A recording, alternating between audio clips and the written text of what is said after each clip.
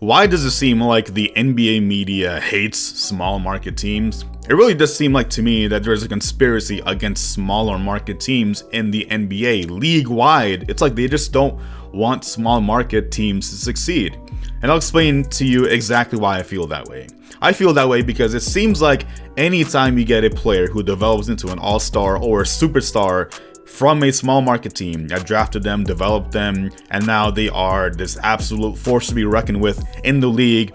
People start talking about them. They get a couple of all-star appearances. They lead the league in scoring. They win MVPs. And now all of a sudden, right when they get good, you got members of the media talking about, oh, well, he's being wasted in that small market team. He deserves, he needs to go play in a bigger market. Like the New York Knicks, like New York in general, like LA, for example. And usually, it's really just those two places, LA and New York, that the media wants those players to play for. Case in point, today I saw Stephen A. Smith talking about on his show, Stephen A's World, saying that Dame Lillard needs to play for a big market. What about the New York Knicks? Now, I understand Stephen A. Smith is a Knicks fan. I understand that, but why? Why does he need to play for a big market? Why does he need to play for the New York Knicks? Hell, I'm a Knicks fan too. I would love if he demanded a trade to the New York Knicks. I would absolutely cream my pants, all right? But that's besides the point. The point is, he doesn't need to play for a or for a bigger market team.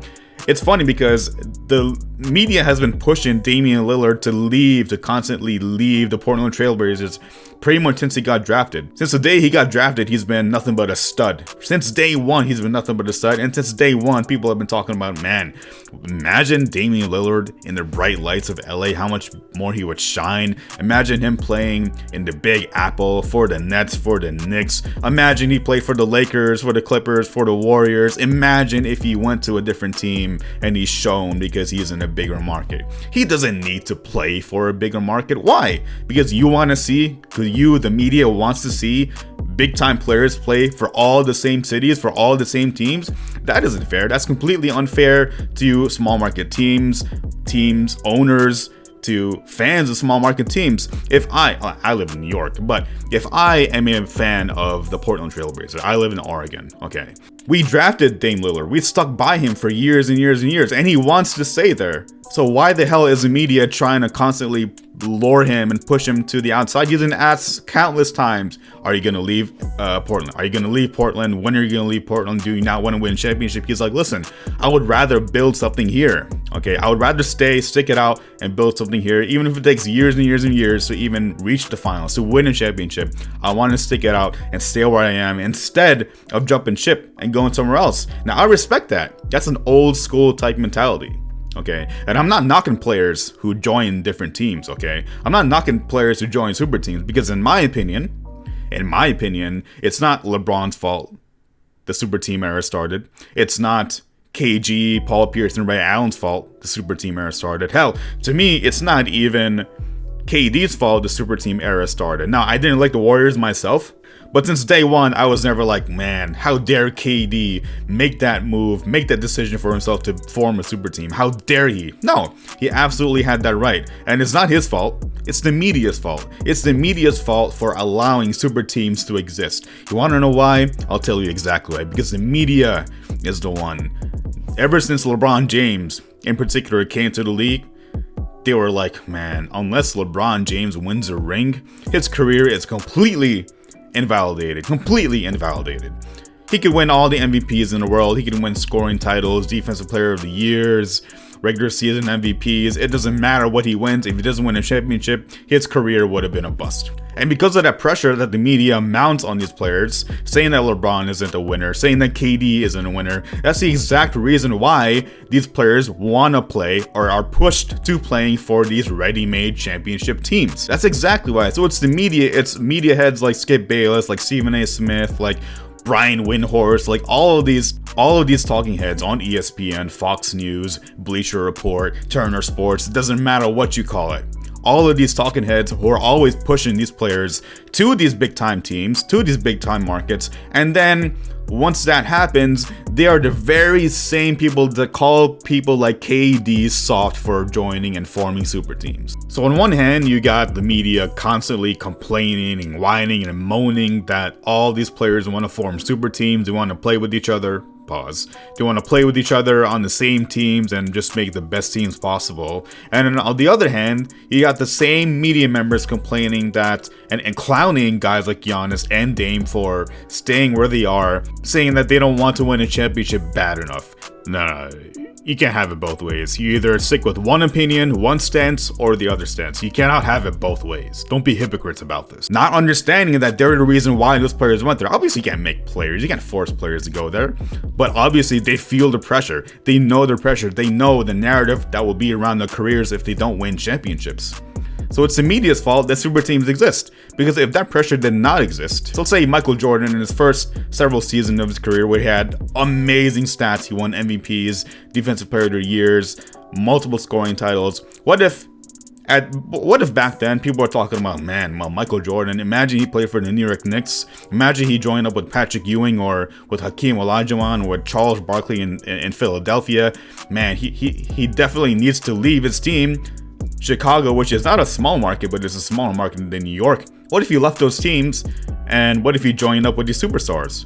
If that media pressure was there, I'm sure Michael Jordan, although he was a different breed, I'm sure Michael Jordan would have highly considered leaving the Chicago Bulls because they didn't have much success at all until pretty much the early 90s. But now, more than ever, there's that pressure if you don't win a championship. A prime example, Damian Lillard. If Damian Lillard does not win a championship, then his career is invalidated. It's utterly ridiculous. Hell, I'm seeing people talking about Devin Booker eventually forcing a trade or joining a big market team. Why? Do we not think that Phoenix deserves to have a big-time superstar or a Hall of Famer play for their team? Do we not think that the Milwaukee Bucks with Giannis, oh my god, all the rumors last season about Giannis playing for the Lakers, for the Miami Heat, for the Knicks even, the Knicks are always somehow in trade rumors, not because of the Knicks, all right? Understand this, when the Knicks come up in trade rumors, 99.9% of the time, it's not because a member of the Knicks media or the Knicks brass put that rumor out. It's mostly because you got random people like Brian Windhorst talking about how the New York Knicks are making these trades. 99% of the time, it's bullshit. It's unfair, okay? It's unfair, number one, to shift the blame onto players for the super team era. It's completely the media's fault, or mostly the media's fault. Number two, it's completely unfair to fans of small market teams. But at the same time, if I was a Denver fan, knowing the amazing core we have, imagine if Michael Porter Jr. pans out and he becomes a superstar that he very well could be. Imagine that happens, and then all of a sudden people are talking about how he is not going to stay in Denver because it's not a big market. It's not a big market. He's not going to shine as well. First of all, it's not the 70s or 80s, okay? There's national TV in every single state. Okay, you're going to get if you're a superstar, you're going to get the shine regardless. But that's just the era we live in. The media is pushing all these players to two cities, mainly LA and New York, maybe Miami if they're lucky. And they don't even want to give these small market teams a chance. All I'm saying is, the media, stop being clowns. I know you guys you guys love visiting those big market teams. LA is dope. New York is absolutely dope. I know that firsthand. Don't be a dick. Don't be inconsiderate to all these small market teams and fans. If you continue to push these players away from their teams, the constant cycle of players joining each other in the same two or three teams, joining super teams, forming super teams, and the lack of parity is always going to be an issue if you guys keep on doing this. So my advice, stop pushing every single decent player on a small market team out of there, okay? Let them build something, okay? Let's get back to the NBA where players wanted to stick it out with their teams, where they didn't want to take the easy way out, where these players weren't feeling like they had to leave to win anything, to make sure that their careers were validated, because that's not true.